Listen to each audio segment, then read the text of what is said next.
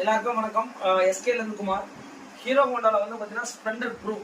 இந்த ப்ரோக்கு வந்து பார்த்தீங்கன்னா ஒரு ஹெட்டோட ஃபிட்டிங் பற்றி நம்ம பார்க்க போகிறோம். இங்கே பாருங்க, இந்த ஹெட்டை வந்து பார்த்தீங்கன்னா வால்வு ஃபிட்டிங் இந்த மாதிரி ஒர்க்கெல்லாம் நம்ம கம்ப்ளீட்டடாக பண்ணி முடிச்சிட்டோம்.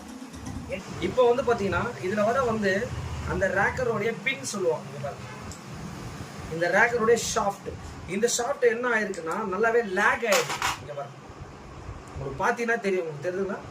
451K ST940S. இதோட ரேட்டு வெறும் 44 ரூபா தாங்க. இதோட பார்ட்னர் தெரியும், இங்கே மட்டும் லேக் ஆயிருக்கு. அதனால இதெல்லாம் வந்து கண்டிப்பாக ப்ளே வரும்போது இதெல்லாம் போகாதுன்னு நினைக்காதீங்க. கண்டிப்பாக இந்த வண்டியிலலாம் சில வண்டியிலலாம் இப்போ வந்து பார்த்தீங்கன்னா கேம் ஷாஃப்ட்டை நம்ம ஃபிக்ஸிங் பண்ண போகிறோம்.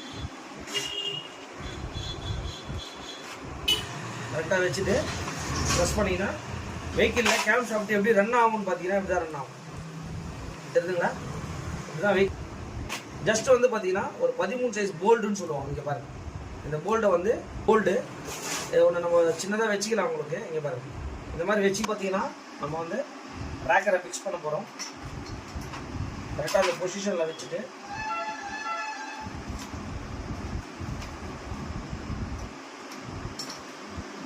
போட்டு இந்த போல்டை நம்ம ஜஸ்ட் ரிமூவ் பண்ணிடலாம்.